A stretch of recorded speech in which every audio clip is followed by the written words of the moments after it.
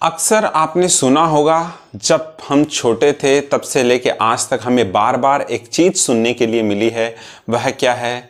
हमें किसी की चुगली नहीं करनी चाहिए, हमें किसी की निंदा नहीं करनी चाहिए, हमें किसी के बारे में बुरा नहीं बोलना चाहिए। क्यों नहीं बोलना चाहिए, इसका पीछे क्या कारण है, आज मैं आपको एक कहानी के माध्यम से बताऊंगा। लास्ट तक आपने यह वीडियो देख लिया। आप किसी की निंदा चुगली करने से पहले 7 बार सोचेंगे। एक बार की बात है, एक राजा था। उस राजा के पास में बहुत सारे घोड़े थे, घोड़े का शौकीन था वह राजा। उसके राज्य में एक संत आता है और संत भिक्षा लेने के लिए राजा के पास में आता है। राजा के पास में जब भिक्षा लेने के लिए आता है तो राजा उस समय थोड़ा सा टेंशन में, अवसाद में था। और जब संत भीख लेने के लिए आता है तो राजा थोड़ा सा गुस्से में आके उस संत को घोड़े की लीद का एक टोकरी भर के उस संत को दे देता है। संत तो आपको पता है, संत होते हैं हमेशा खुश मिजाज में रहते हैं, या नहीं देखते किसने क्या दिया। संत वहां से चले जाते हैं। थोड़ा समय बीतता है, 6 महीने 12 महीने। राजा के राज्य पे संकट आने स्टार्ट हो जाते हैं। आसपास के राज्य राजा के राज्य पे आक्रमण कर देते हैं। राजा का बेटा खत्म हो जाता है, पत्नी बीमार हो जाती है। राजा को समझ में नहीं आता कि यह क्या हो रहा है। अपनी प्रजा में भूखमरी जैसी हालत हो जाती है। तो राजा जब बहुत ज़्यादा टेंशन में आ जाता है, अवसाद में आ जाता है, तो एक व्यक्ति मिलता है और राजा को सुझाव देता है कि पास ही के जंगल में एक संत हैं, आप उनके पास में जाके आइए, जरूर आपको आपकी इस समस्या का, परेशानी का समाधान वह संत बता सकते हैं। आपको पता है, जब किसी के पास में कोई ऑप्शन नहीं रहता तो क्या करते हैं, अपन गुरुजी के पास में जाते हैं, अपन भगवान का सहारा लेते हैं। राजा ने भी यही किया। राजा ने उन संत के पास में गए। संत के पास में जैसे ही गए तो कुटिया के बाहर देखा, एक घोड़े की लीद का एक बड़ा सारा पहाड़ बना हुआ था। घोड़े की लीद का बड़ा सारा पहाड़ बना हुआ था। राजा उन संत के पास में गए और संत को सबसे पहले शाश्वत प्रणाम किया, और फिर उसके बाद में संत से पूछे, यह घोड़े की लीद का पहाड़ आपके कुटिया के बाहर कैसे? संत ने बताया, कुछ समय पहले मैं किसी राजा के पास में भिखारी बन के भिक्षा लेने के लिए गया था, और उस राजा ने मेरे को भिक्षा में घोड़े की लीद की टोकरी दे दी। मैंने यहाँ पे लाके बाहर रख दी, और एक बस छोटा सा एक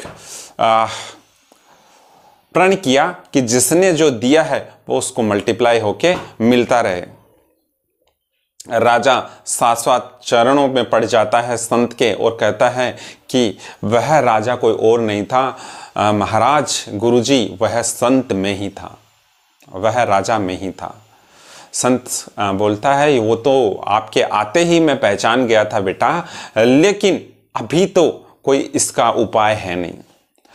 और राजा काफ़ी गिड़गिड़ाता है, काफ़ी रोता है, गुरुजी ऐसा मत कीजिए, कोई तो उपाय बताइए, क्योंकि बहुत परेशान हो गया हूँ। सब कुछ लुट गया, बर्बाद हो गया, प्रजा पे चारों तरफ के राज्यों ने आक्रमण कर दिया, कोई ना कोई उपाय बताइए। संत कहते हैं, बेटा कोई उपाय तो नहीं है, लेकिन एक उपाय मैं तेरे को बताता हूँ, यदि तू कर सकता है तो। बोले बताइए। कि कुछ ऐसा कर कि तेरे प्रजा के लोग तेरी बुराई करना स्टार्ट कर दे, तेरे आसपास के लोग तेरी चुगली करना स्टार्ट कर दे, निंदा करना स्टार्ट कर दे।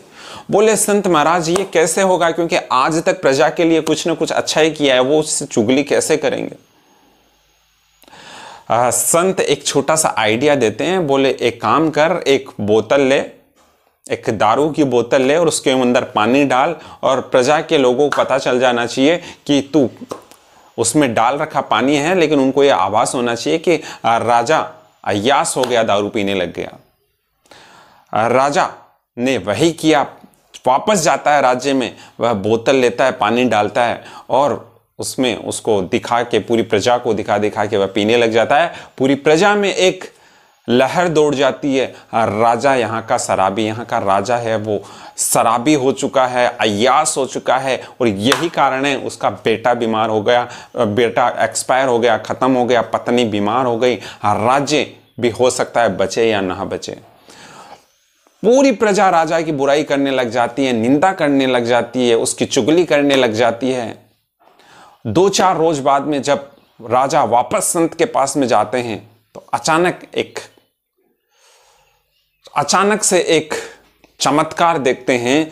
वह जो घोड़े की लीद का जो पहाड़ था वह टूट के इतना सा बच जाता है। राजा कुछ समझ में नहीं आता और पूछता है, महाराज ये कैसे हुआ? 4 दिन पहले ये बड़ा सारा पहाड़ था, कैसे हुआ? बोले, बेटा तेरे ऊपर जो पाप चढ़ा हुआ था ना, जितने लोगों ने तेरी बुराई की, जितने लोगों ने तेरी चुगली की ना, उन लोगों ने तेरे पाप बटोर लिए और इसलिए तेरा ये जो पहाड़ है वो कम हो गया। आई थिंक बात आपको समझ में आई होगी। जब आप किसी और की बातें कर रहे हैं, उनकी चुगली कर रहे हैं, निंदा कर रहे हैं, कहीं ना कहीं आप उनके पाप में भागीदारी वहन कर रहे हैं, आप उनके पाप अपने जीवन में लेकर आ रहे हैं। तो बी अवेयर।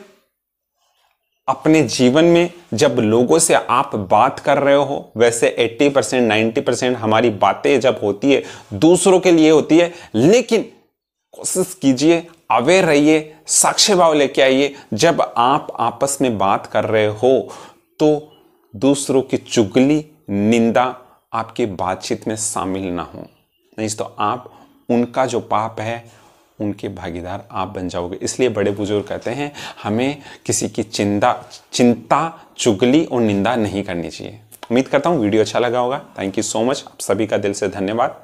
Thank you.